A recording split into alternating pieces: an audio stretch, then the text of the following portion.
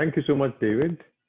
I think that was a very rich set of points that you raised, and I'm hoping that we actually spend the next half hour or 45 minutes with as many questions and engagements as possible.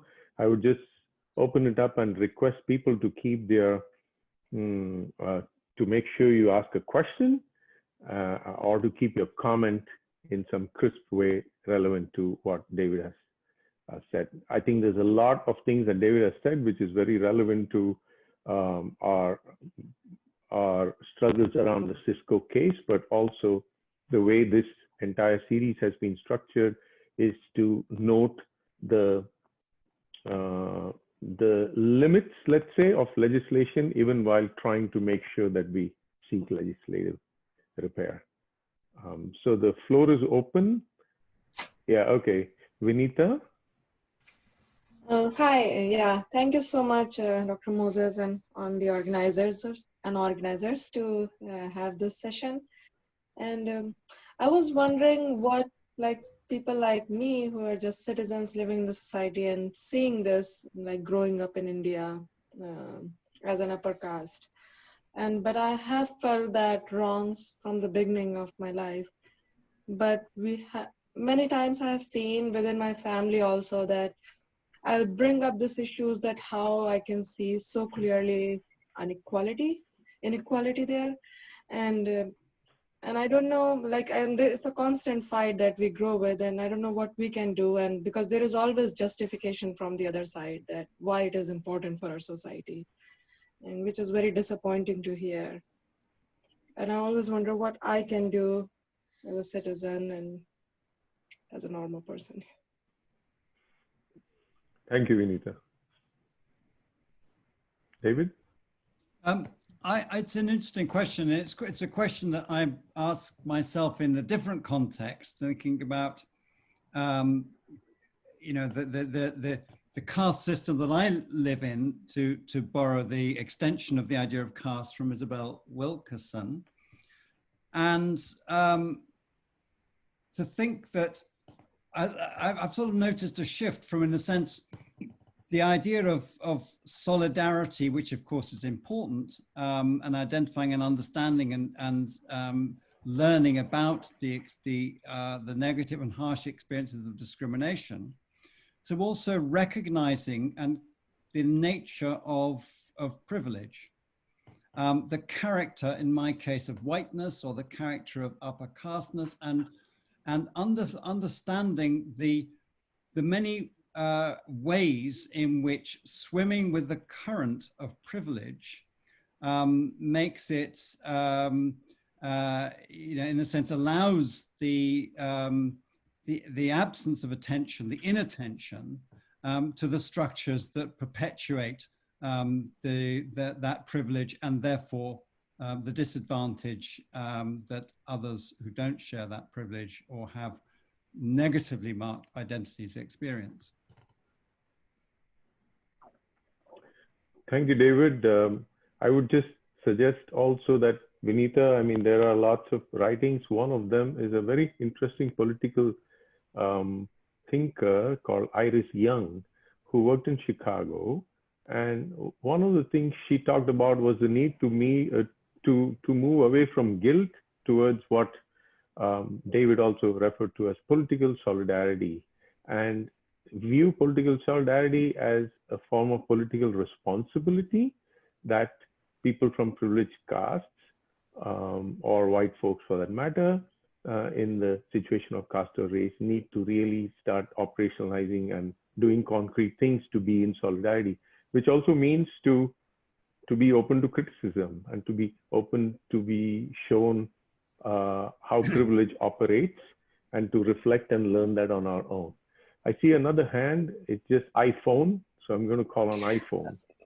Yeah, hi. This is Vijayalakshmi. I'm the iPhone, actually. Okay. Yeah, hi. I'm actually a practicing advocate based in India. And in my profession, I have dealt with cases, especially you refer to legislation in India with respect to Atrocities Act, the Prevention of Atrocities Against the Scheduled Caste and Scheduled Tribes. I've had the privilege of conducting trials and appeals also in this case. But what really intrigued me, sir, in your lecture that you gave right now is you did mention about a law related to caste in the UK, the legislation which was discussed. So I would be very interested if you could, I don't know, maybe at the cost of repetition or otherwise, throw some more light on this aspect. Okay. Well, I mean, very briefly, as a result of, there are some more details in an earlier webinar in this series with in which Meena Danda and Annapurna Wogre spoke about this at greater length. But essentially, as a result of a long period of activist engagement and recognition of the realities of caste discrimination and its impact in the UK, there was pressure to have caste considered in the reformulated Equality Act in 2010. And this was, how this came about is a complex story about parliamentary process, but it ended up with the voting by Parliament, both houses of Parliament in the UK, to amend the Equality Act to include caste as an aspect of race in anti-discrimination legislation. Of course, law doesn't come into practice simply by parliamentary vote. It then has to be processed and secondary legislation has to be passed in order to implement that legislation to make it a reality.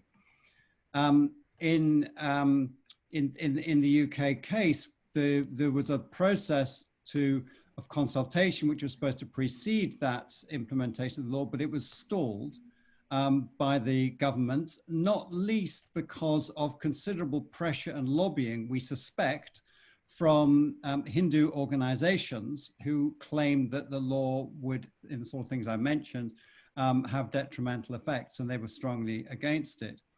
So in the meanwhile, so therefore, change in legislation didn't occur, hasn't occurred, and the government then committed to repeal the law and to rely instead on case law, partly because in the intervening period, there had been a particular case that had come up into Labour Tribunal against discrimination, in which the barrister had used the argument that part of the discrimination in this case, it was a kind of slavery, domestic slavery, international slavery case, was on account of caste identity. So caste discrimination was an aspect of that case, which then was a successful prosecution. So we had, since we had a case, the government argued that we didn't need to change the legislation and could simply rely on case law. It was a complicated case because it didn't really refer simply to caste as a separate characteristic, because that didn't exist in law, but to ethnicity as a grounds of discrimination. So there is no, the simple answer to your question is there isn't really a straightforward anti-caste discrimination law in the UK. Meena Danda, who's on the call, can probably fill in more things that could give a fuller answer to that. Thank you so much. At this point, I actually want to just intervene and ask David to help us think through a little bit about something that you have mentioned all through, and this is the relationship between caste and religion. Your own work with Christians in Tamil Nadu, and how caste could easily also operate in even ritual ways, in all kinds of discriminative ways within Christianity, acquires some kind of an importance when we think about the experience of the UK legislation, which you just explained in some depth. And particularly, how does the anti-legislation force, which is led by Hindu identified groups, many of which are probably also inspired by Hindutva, how they make this legislation against caste discrimination into an anti-Hindu and also a racialized Hindu self in the diaspora becomes useful. So walk us through why we need to consider that caste is not just restricted to Hindu. Mm. Yeah, I mean, it's been something of a puzzle as to why, when in the work that Meena, Danda, Annapurna, and others did, when we were recruited by the Equalities and Human Rights Commission to do work in the UK around this legislation, we were very explicit, and the evidence was very explicit, that caste was not restricted to any one religion. Caste was not a Hindu religious institution. So the question was, if that's the case, why would Hindu organizations organize so powerfully and argue so vociferously that legislation was anti-Hindu?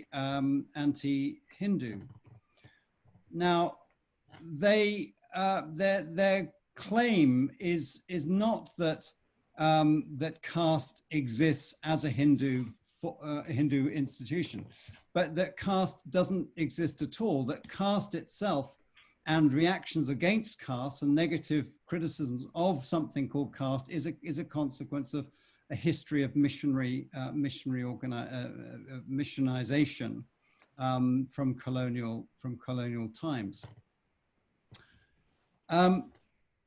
The experiences that I've had of understanding and trying to understand the relationship between religion and caste, it is complicated. It's fair to say that caste is a matter of lineage. Sometimes it's a matter of place. It might on occasion be a matter of occupation, where you live, what you do, who you're related to. Very rarely, if at all, is caste a matter of which gods you believe in, which gurus you follow, which rituals you ascribe to. Caste is, in a sense, as I was trying to say in my lecture, rooted in a much more generalized set of phenomena. It was a matter of I think, of probably tactical convenience to turn a challenge to caste in its broadest sense into making caste apparently as an attack on Hindu culture and Hindu organizations, and to accuse those advocating for legislation on caste in its general form, to turn that into a matter of Hindu hurt, as it were. Thank you. I think. Murli, Yeah. can I say something here? Sure. Hang on. Question, I'll wait. Just follow up from what David is saying. All right, hang on. Let me just recognize Meena, Preetam, as well as I think Murli wanted to say something else too. So let's go in that order. Meena. Thank you. I've not expressed this before ever, but I think it's really there's a gap in our understanding of the diverse positions that are likely to be held at the ground level, but in the largely consolidated what we see as the Hindu community. We have few people who speak for the Hindu community, repeatedly the same. So the National Council of Hindu Temples, you have the same few people who speak on behalf of the Hindu community. But I suspect that both in terms of practice, in terms of how people practice caste, how much they believe in it, there's a great deal of variation. And this is an issue which is forced upon us by the process of the legislation. Because of the legislation, people's positions have been entrenched and they are taking one view or another. And if you try to unpack the Hindu side, actually there are very many contradictory positions in what they hold. The denial of caste and that we never believe in caste is very much like an Arya Samaji position, which has a long history. There are genuinely people who didn't believe in caste differences and who want to uphold that view. And they will also have their presence in that lobby. Whereas there are others who practice caste without that, I don't have a caste view. They actually do practice caste, as in they are strict about who they will interact with and who they will marry and so on. And they are the Sanatan Dharmis. So if you look more carefully at the distribution, various temples, there's a mix of some who are anti-castes, some who are castes, some who are somewhere in the middle. But they don't have their individual spokespeople to intervene in and take a position on the legislation. Only few people take that position on behalf of everybody else. And I think this unifying thing is something that themselves has brought about. And in first unifying and then blaming the Dalit experience for charging them with casteism. That's what they've done. They're saying that by using the term of, by using Brahmanism or anti-Brahmanism, you are putting us, you are blaming Hindus, but that's not how we are. And within them are these various diverse voices. So I think it is important to somehow, either there should be a platform where different people from different religious denominations and different practicing Hindus can have their say. And then we would know whether or not they are for or not for the legislation. Because I suspect there are many, as I said just before, that I had this, just recently an invitation from a rights collective, including many Hindu lawyers, young women Hindu lawyers who are saying we are against caste and we want this discussion. These are suddenly new people emerging who weren't there before in the public discourse. So I think we have got to see how to break through this, what I think is a politically created monolithic divide between Hindus and non-Hindus.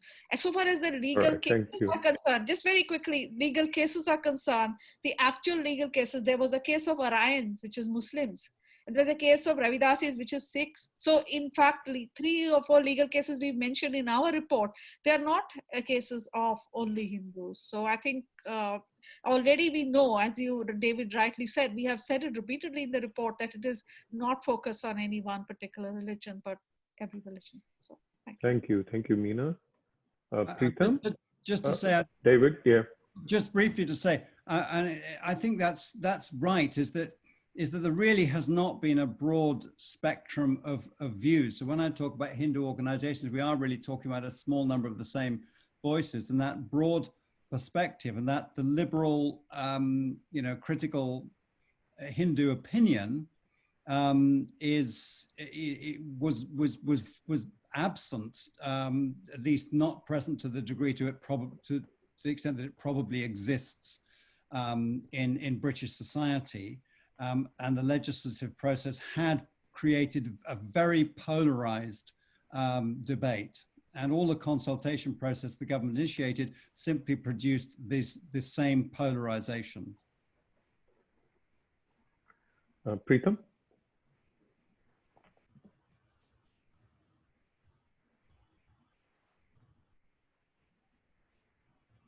Can you hear me? Yes. Yeah, okay. My question or comment follows in some sense from Meena's, but also want to say thank you, David. It was a brilliant talk. The question I want to ask you is only on one aspect, which is that the Hindu organizations present the whole thing on the struggle for recognizing caste as a source of discrimination as an attack on Hindu religion, and presented this as an attack on a minority religion. Now, you use the word tactical. I think there is a weight in that it was a tactical device, because you are then kind of putting this argument in the context of discourse in the country where religious minorities need to be protected and equality legislation also applies to them, that there is no religious discrimination. So the question which was coming to my mind was that if the Hindu organizations are saying this, that we are a minority, a religious minority, and this legislation is a kind of attack on this religious minority, have you noticed that, or have you recognized that it is true that caste is recognized in India, okay, where the Hindus are a majority. Is their argument this, that caste is not an attack on Hindu religion, where Hindus are a majority, but caste discrimination or caste legislation becomes an attack on Hindu religion where Hindus are in a minority? Is this one of the arguments in the analysis or in the arguments which they put forward? And have you thought about it, if they have put this argument, or this argument does not exist? Because if this argument does not exist, then there's a contradiction in them, that the existence of caste in India, or the caste legislation, protecting caste and also the reservation, has not actually undermined Hindu religion. Either they are saying that it's purely a case of only those circumstances where Hindus are a minority that caste legislation will attack, but not in a majority, then they are contradicting themselves, and one need to think of different argument. But if they are also attacking India, that the caste, then that's a general attack on caste. That's a denial of caste all over the world. So I wonder whether there is a kind of difference between these two positions. You see, I think there's a range of opinions here, but some of the more vociferous ones would extend the criticism of caste to India, the concept of caste, and the existence of caste discrimination to India as well. I would say that the Indian intellectual and social sciences in India, and researchers and some politicians are victims of a colonial consciousness, which has affected their way of thinking about Indian society, so that they think about Indian society in Christian category terms, and have lost the capacity to represent Indian society in its own authentic terms, which would not make reference to caste or hierarchy or inequality. And all of the critical debates about caste that occur in India are themselves simply a manifestation of this colonial consciousness. That's certainly one point of view. I'm not saying that is so necessarily generalized, because there's a sort of borrowing of a particular school of thought here that was developed by this Professor Balagangadhara in Ghent and others, who's had undue influence over some of the leaders of the Hindu reaction. But as I say, we're dealing with small numbers of people whose voices have undue projection, given the range of different opinions that there probably exist, but we don't hear them.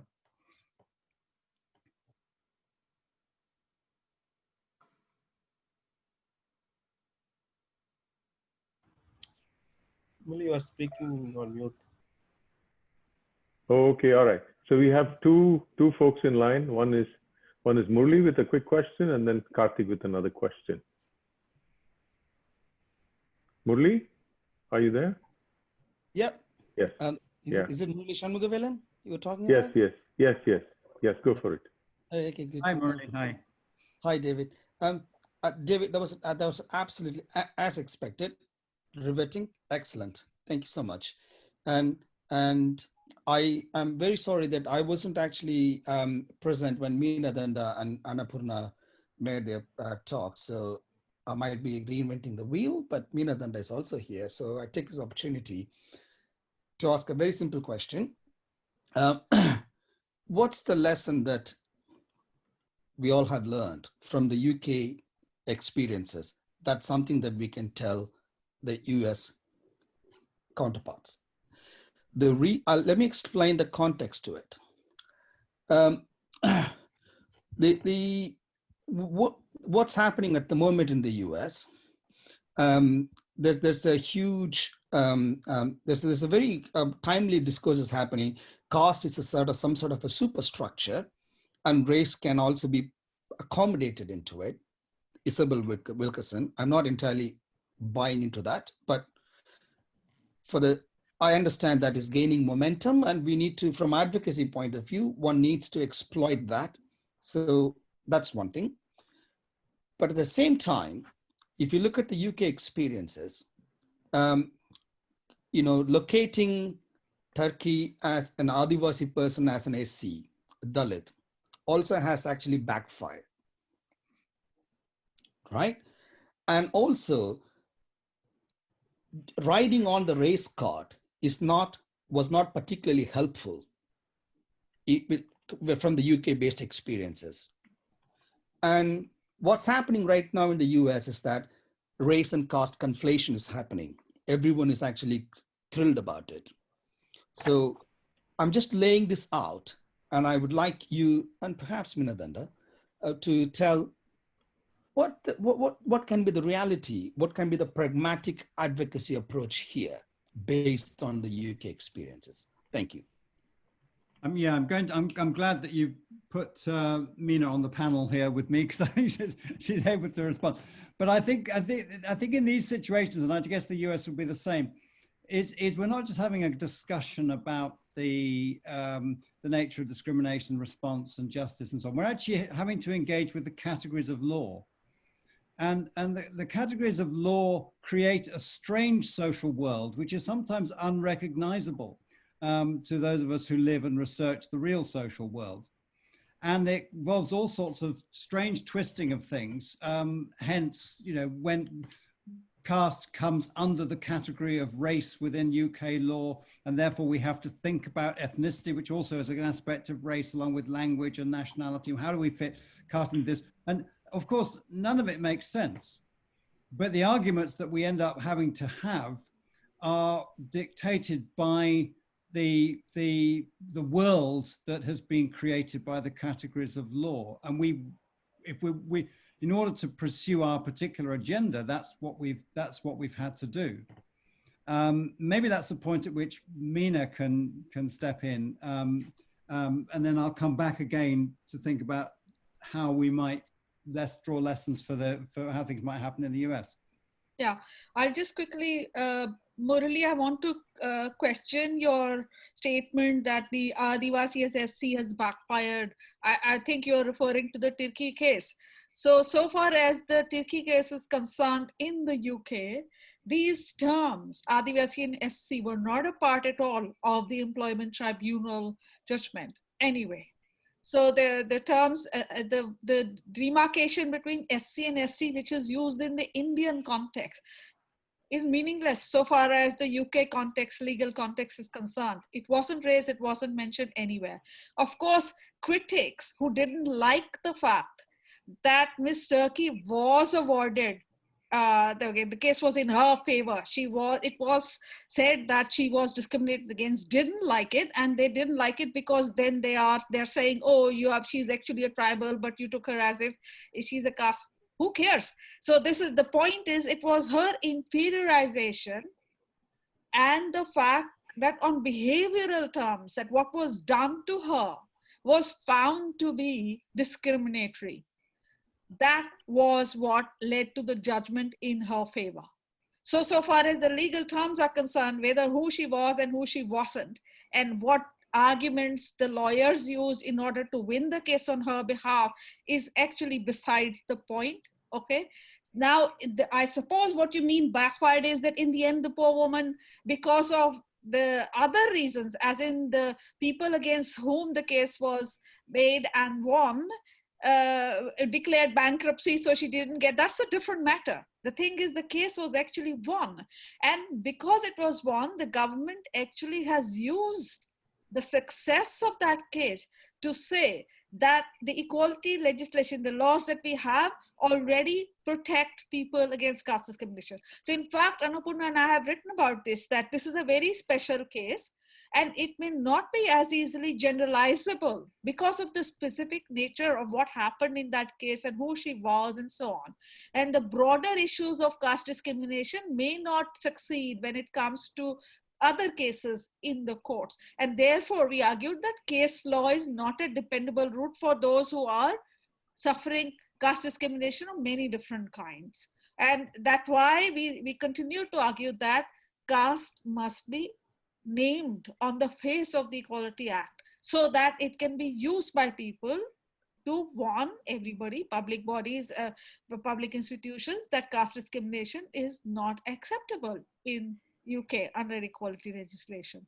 So yeah, so that's just simply the point I wanted to make about the Adivasi, etc. has but so I'll leave it to David. I think David to say. I can come back, but I'll wait for David to finish it and then I'll come back. Yeah, Murali, let us hold on to that.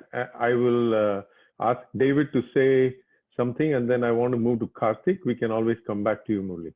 Okay, thank you. I mean, just very quickly, I mean, it may be that the case law aspect of this is highly relevant for the US situation. I don't know, but what I've picked up from some conversations is that it may be that case law is kind of how things would go in the US.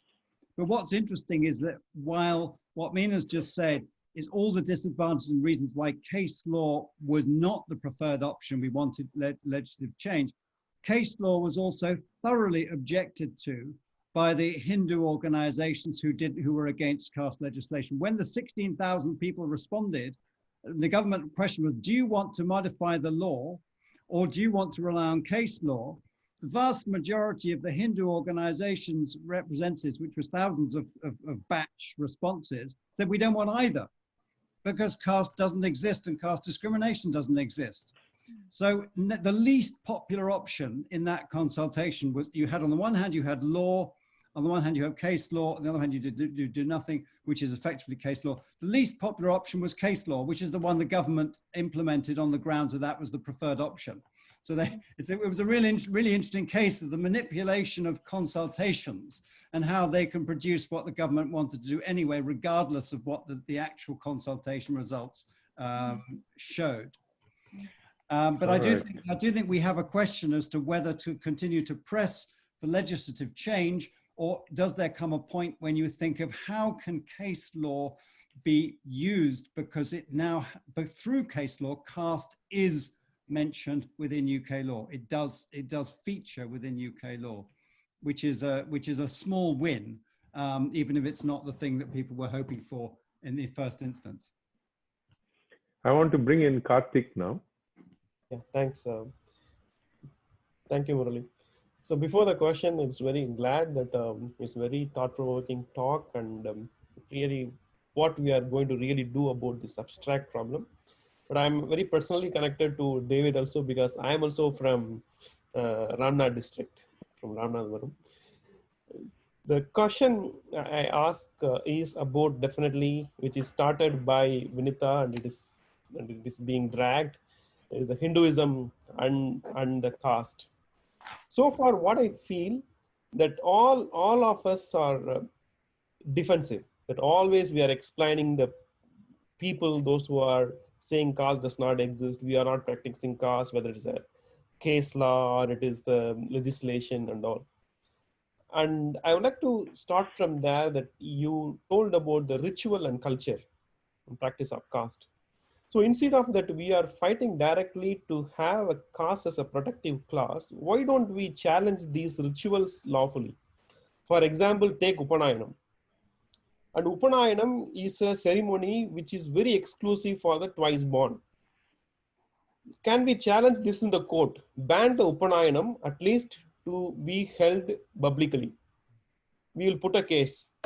Then let them come and defend. So Upanayanam is not a caste one. Then second, okay, you do Upanayanam privately, but when you come to office and the workplace, you remove your this white thread and come. And there will be a periodic check in the office premises. If you put this thread, then you will be persecuted because that is a symbol of your caste practice. If we file such a cases, will they not become defensive and we will become offensive? That is the first question. And excellent.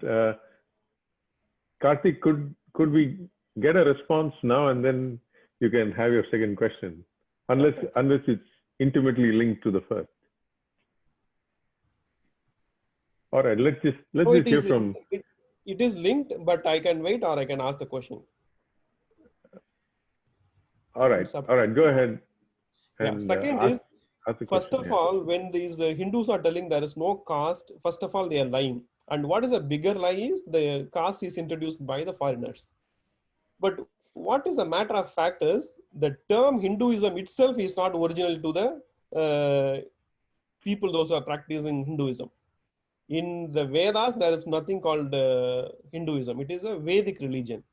Then we will say, give up the name Hinduism. If it is given by the foreigners and it is not referred in any of your holy books, why you call yourself Hindus? And when we attack on caste, why you call it is a tantamount attack on Hinduism? So we will say Vedic people. So it is a Vedic barbaric people, those who are practicing caste. So you should not be defended or offended or you feel hurt about it. So we have to file another lawsuit in the UK and US. The Hindu, there is no such thing called Hinduism. The people, those who are practicing caste are Vedic people. So let us code that Vedic practices. Excellent question, and very provocative as it needs to be. David, all yours. Well, I think that this question about what is private and what is public is really important, and I hope that Murli Shanmugavelan will come in here, because he's given some interesting thought to this question of what constitutes the private and what constitutes the public, and who has the power to in a sense frame their practices as private, because to claim something as private is also a kind of power, and it's a power that some subordinated groups often don't have the power to in a sense protect as private aspects of their social life. So I hope that Murli will come in here. I mean, you could argue that certain kinds of marriage within caste marriage and so on are public. It's a public institution. It has public effects, and there could be other kinds of practices quite apart from the sacred thread throwing. So that's one thing. I'm trying to recall the second. What was the second? Just give me a reminder of what the second point was about. It was about the origin of the term Hindu. Oh yeah. Well, that's. I mean, in a sense, if we get into that sort of revisionist, deconstructionist game, we actually begin to play into the arguments that are mobilized against the anti-caste discrimination, because actually there is also that same argument is made by some of the anti-legislation campaigners, that the idea of Hinduism, or indeed the category of religion, is itself a consequence of missionary engagements. Now, the difficulty with all these things, like the constructed nature of caste, is there's an element of truth in some of the arguments that are presented, but a collectivity of falsity. So it doesn't. One needs to be a bit careful in unpicking that and understanding quite what point is being made. But on this question of public and private, I'm hoping that Murli will come in. Murli Shanmugavelan? Yes. Yeah. Thanks, David. I just feel like I'm a bit. I think. Well, I've just argued. I think David eloquently summarized what I did in my thesis. There's no cost private. If you can afford to have a cost private, it is associated with your power. It's a privilege. And I have always said there's no cost private and public. It sits in the society. It's like a salient. It's omnipresent. It just needs the right trigger to be invoked at any time. I'm just at loss, actually. I think I just came across, this is something very interesting. I just came across this particular advertisement forwarded to me by Microsoft Research today, which apparently it's been boasted on Twitter, like boasted in the sense it's been commercially promoted in Twitter. It's all about Upanayanam online services, right? And in similar to that, there was also apparently right now COVID-19 funeral services in line with cost practices. So you know, I think I'm just slightly moving one step further. I think what I'm actually understanding, caste is going to remanifest in a much more nuanced manner and presenting itself to be private or in some occasions as public. But I think what we are witnessing at the moment, it is disguised as private practice in, you know, with advertisement, with very specific advertisements such as this, and they will tell you, if you don't want it, you don't have to sign up to it. Simple as that. It's not about casteism. It's about a practice. It's about a ritual. But then this is how it has begun to live in modern in this globalized spaces. I think we should become much more aware of it. I don't know if I'm answering this question, but I'm just actually sharing my reflection of what's happening right now, because the Microsoft research group actually called me and said, we need to really tune it down. And they found it. This particular advertisement is getting huge amount of hits. All right. Thank you so much, Murli. And I've been told by the organizers we are nearing the end. But if there's no one else, I actually want to, Meena, is it something really quick? Very quick, really quick. I just want to say that the purpose of the law has to be kept in mind. It is the protection of the vulnerable. And so whatever is the actual institution available in whichever country one is located, that is what we have to yield. I mean, we can't have a global view about it. Whatever laws are available, which will protect the vulnerable in whichever situation, that's what's got to be marshaled. And along with the private-public distinction, I think the more interesting thing is also the personal, because the personal needn't be private. But the law often, I think in the case of in the US, for sure, it protects the personal. So many things get protected as personal choices, and we cannot make any dent on that. So that's it. All right, thank you. Thank you so much, Meena. And I just want to wrap this up and then ask David to say a few parting words. I think David's presentation was multifaceted, and so we didn't have the chance to cover some other things. I'm glad we focused on what we focused, because it's absolutely crucial for us to understand how to strategically view some of these. And to go back to a little bit of what Preetham was saying, yes, caste denying exists very much in India, and it's growing in a very brazen way too. So I want to bring up another point of David's talk, and that was on caste as social capital. I think it was in around 2007 or something like that. There was a book that I just put it in the chat, and it's called India's New Capitalists, and it was by a very well-known journalist, and the foreword was by Nandan Nilekani. And if you just look at the book, if you haven't already seen it, it's an important book. Every chapter is about particular castes in India, merchant caste, trading caste, entrepreneurial caste, all kinds of castes that have been very successful in doing business. These are India's new capitalists.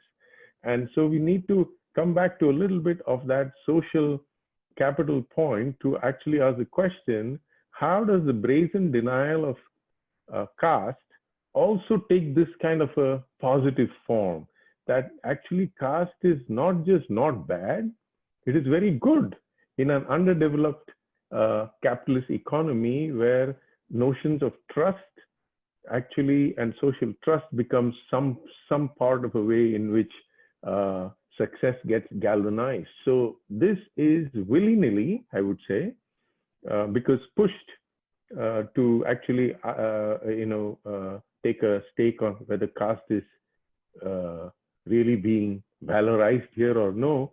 Maybe Nandan Nilekani would say, no, I am against caste. But this is effectively what the book does. It doesn't pose the question of what David very eloquently posed, that the freedom of association versus the freedom of discrimination. I mean, the freedom to be, or the right to be free from discrimination, I would say, right?